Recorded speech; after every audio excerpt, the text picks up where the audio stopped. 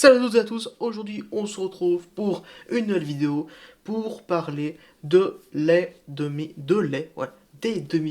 de la Coupe du Monde des clubs 2025 qui s'est conclu hier soir du coup évidemment avec ce fameux match dont on va parler après, mais on va parler des résultats des deux matchs en commençant en ordre chronologique par Fluminense Chelsea. J'ai vu le match, j'ai pu voir les deux matchs, ne vous inquiétez pas cette fois-ci. Et d'ailleurs, il y a beaucoup de gens qui se sont abonnés, merci beaucoup. On est quasiment à 10 abonnés. C'est complètement dingo les petits potos. Comment ça c'est énorme. Genre, merci. 9 abonnés, je pensais jamais avoir un tel nombre un jour. Bon, en fait, si. Mais pas aussi rapidement. Ma dernière vidéo a surprenamment fait beaucoup de vues, hein, je trouve. Et merci beaucoup pour ça. Donc voilà. Du coup, les demi-finales aujourd'hui. On va du coup commencer avec, évidemment, le commencement. Excusez-moi, j'ai oublié de mettre la cam bien comme il faut. Hop là. Avec Fluminense et Chelsea. Du coup, victoire logique 2-0 de Chelsea. Franchement, pour le coup, il n'y a pas grand-chose à dire. Fluminense a été en dessous. Chelsea a été au-dessus. Et puis Chelsea est qualifié en finale de Coupe du Monde des clubs. C'est assez dingue, mais bon, quand on regarde leur parcours, j'ai envie de dire heureusement, hein, avec un doublé justement de João Pedro qui vient à peine d'acheter 58 millions en plus et très rentable. Hein, il est effectivement très bon ce gars-là. Il a fait deux beaux goals. On peut noter également un penalty qui a fait débat, enfin une décision de l'arbitre qui a fait débat. Qui fait toujours débat, donc qui est d'un arbitre, d'un penalty qui n'a pas été donné à Fluminense. Il y avait une main et apparemment c'était la positionnement, etc. qui a fait que ça n'a pas été sifflé penalty au final. Moi je sais pas trop quoi en penser. Franchement, ce genre de main, ça dépend des arbitres. Des fois ils sifflent penalty, des fois ils sifflent pas penalty. Moi je n'arrive jamais trop à comprendre les règles par rapport aux mains, faute de main, etc. Je ne sais pas. Moi personnellement, j'aurais donné penalty parce que quand même sa main dévie le ballon. C'est-à-dire que ça serait passé différemment s'il n'y avait pas sa main. Enfin bref, je suis pas la FIFA, je ne suis pas n'importe qui d'autre. Moi, j'aurais donné penalty, mais bon, pour eux, c'était pas penalty. Bref, ça a été une domination, hein, de Chelsea. Toutes les stats possibles, ils ont dominé, hein, la possession, les tirs, etc., etc. Ils ont quand même tenté 12 tirs. Hein. Fulminense et cadré 3 tirs. Ils n'ont pas été très efficaces. Hein. Voilà. Même Chelsea donne 17 tirs quand même, mais 5 tirs cadrés de but. Donc du coup, c'est parfait à ce niveau-là. Hein, pas grand-chose à dire. Du coup, Chelsea est en finale. Bravo, on va quand même revenir sur le parcours de Chelsea. Je pense que c'est en quelque sorte un peu nécessaire. Hein, donc du coup, déjà en classement, hop, principal, Monsieur Tamer, le principal. Ici, regarde, Flamengo, Esperanza Tunis, Los Angeles FC. Puis ensuite,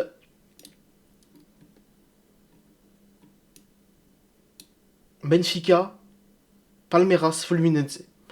On peut dire que c'est vraiment un parcours facile, contrairement à l'autre équipe qui sera qualifiée en finale. Et voici du coup le deuxième match, Paris Saint-Germain-Real Madrid. Il y avait beaucoup de gens qui disaient que ouais, le Real Madrid allait atteindre le PSG, enfin, le PSG allait affronter une vraie équipe, tout ça. 4-0 pour le Paris Saint-Germain. Ils ont fait qu'une bouchée du Real Madrid, hein, pour le coup hier. Il y a beaucoup de choses à dire sur ce match. Hein. Il y a beaucoup de choses à dire. Bon, pour savoir tout, vous pouvez regarder des vidéos de vrais Parisiens qui vous diront absolument tout. Moi, bon, évidemment, je vais dire un peu plus en gros, mais on va quand même parler de certains sujets. Avec des buts, dès la 24e minute, il y avait déjà 3-0, avec un doublé de Fabien Ruiz ainsi que Dembélé. Et puis en deuxième mi-temps, à la toute fin de match, un but de Gonzalo Ramos, et qui a fait une célébration rendant hommage à Diogo Jota, hein, avec la célébration où il est comme ça, avec une manette. Voilà. Voilà pour ça du coup. Alors, que dire de ce match? Oui, le PSG était très largement dessus. Le PSG est une très grande équipe. Je suis très impressionné par le PSG. Oui, effectivement. Et ils sont en finale, ils vont encore disputer une autre compétition, une autre finale, d'une grosse compétition, entre guillemets. Et puis, du coup, voilà. À noter que le PSG a tout dominé. 68% de possession. Les tirs, 2 tirs cadrés, 11 tirs tentés, 17 tirs, 7. Non. Non, vraiment, ils ont eu aucune grosse occasion, le Real. Mbappé a été inexistant. Ah si, ils ont quand même eu plus de corners, le Real. Au moins, il y a... Au moins, il y a ça. Et ils ont eu plus de cartons. Enfin, c'est pas forcément positif, ça.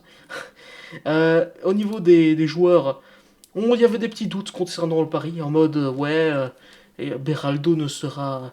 il sera Beraldo, il n'y aura pas Pacho, tout ça. Eh ben, ils s'en battent complètement les couilles. Hein. Pacho ou pas, rien à foutre. On affiche des 4-0 au Real Madrid. Enfin, je me mets à la place d'autres gens, quoi. Dembélé, comme d'habitude, a été étincelant. Fabien Ruiz a été l'homme du match, vu qu'il a inscrit quand même à doubler. Voilà, hein, tout le monde a été excellent. Doué, il n'a pas marqué, mais il a été quand même présent dans les moments où il fallait être là. Contrairement au Real, où il n'y a pas grand-chose qui allait.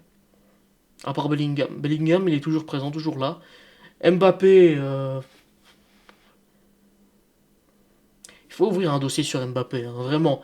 Il faut ouvrir un dossier sur Mbappé. Et heureusement, ils ont mis quand même 5,8 pour Courtois, alors que je pense que ça a été le meilleur.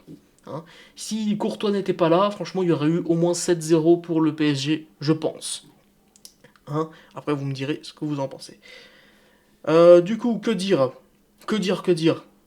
Que ce PSG est stratosphérique, est incroyablement fort. Il y en a qui ont même dit que cette PSG était meilleure que le Barça de 2011, l'AC Milan de 1989. Ça, je ne sais pas trop, j'étais pas né à cette époque-là, mais bon, euh, je sais pas, c'est peut-être la culture de l'instant qui fait que les gens disent ça, mais c'est très fort, c'est très très très fort. Mais et oui, oui, oui, que ce soit la défense, il y a rien, tout est incroyable. Vinicius, il a été pas du tout présent, il était complètement absent, et il a été absent en général dans cette Coupe du Monde des clubs, que ce soit contre la Juve même, ou, etc. etc. Euh, Complètement pas présent. Garcia, je vois pas trop qu'est-ce qu'il peut faire. Mbappé, le Real a régressé. Le Real a régressé. Et moi, ce que je peux vous dire sur Mbappé, c'est que moi, j'ai toujours eu cet avis de me dire, à l'époque où il est arrivé au Real, donc il y a un an, à chaque fois, je me disais, c'est... ils en ont pas besoin. C'est-à-dire qu'il venait à peine de gagner la Ligue des Champions, le Real. Et je suis en mode, mais pourquoi en fait, ok, c'est là le seul endroit où Mbappé peut aller. Son club de rêve, tout ça, tout ça. Mais sinon, en soi, moi, j'ai toujours dit cette phrase, ce n'est pas le Real qui a besoin d'Mbappé, c'était Mbappé qui avait besoin du Real.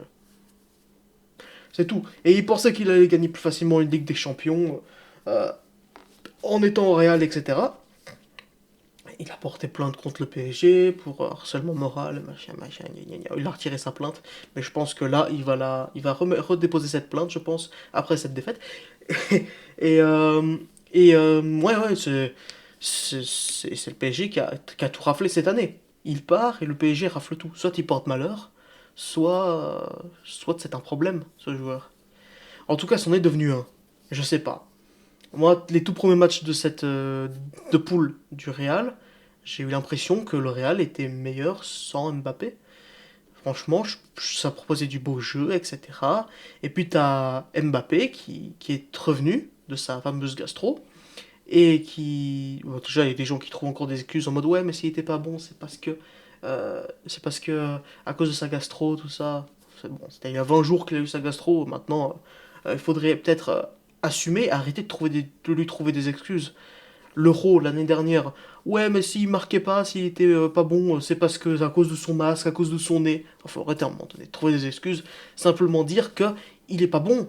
Il a perdu le potentiel qu'il avait à l'époque. Ok, cette année, il a marqué énormément de buts, on a marqué 36, je crois.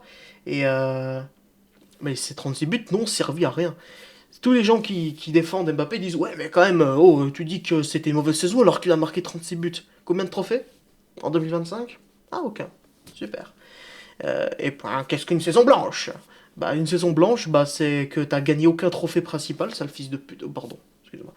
Euh, euh, je sais pas, la Super Coupe d'Europe gagnée en août 2024 et la Coupe intercontinentale, je pense que c'est très faible pour que ce soit une excuse pour justifier la saison. qui a été catastrophique. Tu te fais éliminer en quart de finale par Arsenal, tu te fais éliminer 4-0 par le PSG, par ton ancien club que tu as quitté en disant que c'était un petit club. Enfin, tu n'as pas dit ça, mais c'est comme ça. En gros, c'est ça. Je vais aller dans une grosse équipe, comme ça je peux gagner la Ligue des Champions plus facilement. Ah non. Si mon avenir devait être à la Ligue des Champions, ça ferait longtemps que j'aurais quitté le Paris Saint-Germain. Eh ben, il a eu raison, effectivement, il a quitté le PSG et le PSG a gagné la Ligue des Champions 5-0 au final contre l'Inter. Petite équipe, pardon. Il fallait que je fasse ma petite balle perdue pour l'Inter. Non, pour moi, Mbappé, je le pense aujourd'hui, euh, officiellement, je pense que c'est un joueur qui met des bâtons dans les roues des équipes. Il mettait des bâtons dans les roues du PSG, et il est en train de mettre des bâtons dans les roues du Real. Il est trop individualiste, il ne presse pas, on l'a vu de toute façon tous ces problèmes, si vous avez regardé le match, vous l'avez vu, il ne presse pas, il attend le ballon, enfin, tout ça. C'est un joueur qui ne joue pas du tout collectif, à l'époque c'était le cas, et aujourd'hui voilà, c'est un joueur qui joue pas du tout collectif. Ça veut pas dire que quand un joueur est individualiste, ça veut pas forcément dire qu'il est mauvais, hein. Cristiano Ronaldo était très individualiste et il a apporté des Ligues des Champions, 4 Ligues des Champions au Real. Voilà. Après, ça me fait rire parce qu'ils ont fait toute une présentation à la Cristiano Ronaldo l'année passée, alors que le contexte ce n'est pas le même, quoi. C'est-à-dire que là, à cette époque-là, Cristiano Ronaldo, un des meilleurs joueurs du monde, enfin meilleur joueur du monde, qui avait gagné le Ballon d'Or quelques mois avant, arrive au Real, un Real qui était en crise complètement, qui se faisait éliminer en huitième chaque année, par Lyon, et des trucs comme ça. Et, euh, et puis t'as Mbappé qui arrive comme si c'était un héros, alors que non, Mbappé, non, non, en club, Mbappé n'a pas gagné grand-chose, à part des Ligue 1, et il arrive alors que le Real vient à peine de gagner sa deuxième Ligue des Champions en 3 ans. C'est complètement stupide. C'est stupide. C'est bête. Et on a eu la preuve cette année. Peut-être que l'année prochaine, finalement, ça va aller mieux. Peut-être qu'il apprendra à jouer collectif. Parce que Xabi Alonso, on l'a vu, il engueule Mbappé en mode ouais, joue, sale fils de pute, fais des passes, sale merde. Il n'a pas dit ça, mais je pense qu'il le pensait. Et mais ouais, c'est pour moi, je pense que si le Real devait acheter un gros attaquant, ça aurait été un vrai neuf. Parce que c'est ça qu'il leur faut. Ils gagnaient quand il y avait Benzema. Benzema il est plus là, il y a plus de neuf. L'année passée, ils ont joué sans neuf. Il y a 2 ans, quand Benzema venait de partir, il y avait Joselu qui était là, qui a apporté. Joselu l'a moins marqué qu'Mbappé, mais franchement, il a bien plus apporté collectivement, Joselu, que par rapport à Mbappé. J'ai envie de te dire ça. Ah bon, c'est que mon avis, après tout. Mais je pense qu'ils auraient dû acheter un Haaland. Je pense qu'au lieu d'acheter, moi, si j'étais eux, je vendrais Mbappé et j'achèterais Haaland. Tu mets Haaland, il y a des coqs qui crient, hein, vous entendez.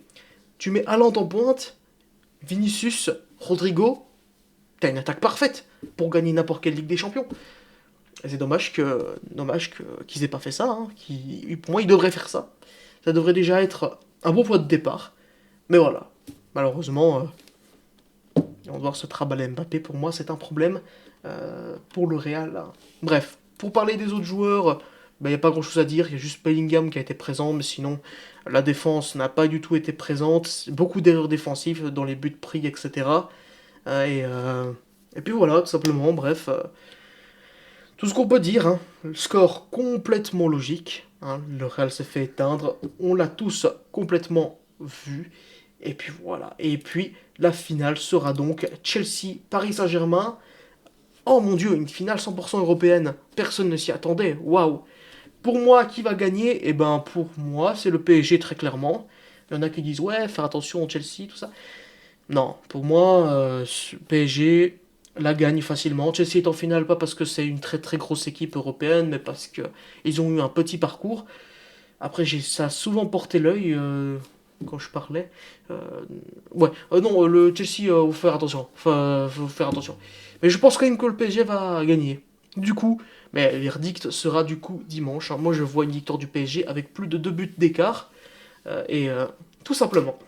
Du coup, voilà. J'espère, les petits amis, que vous avez apprécié cette petite vidéo récapitulative des scores et surtout la moitié de vidéo où je parle que de Mbappé et de pourquoi, pour moi, c'est un problème. Hein, il y a beaucoup de gens dans le déni hein, qui ne veulent pas accepter ce que je suis en train de dire, mais Moi, je pense que c'est une vérité. Après, chacun son avis. On verra. Je sais pas, il n'y avait pas Mbappé.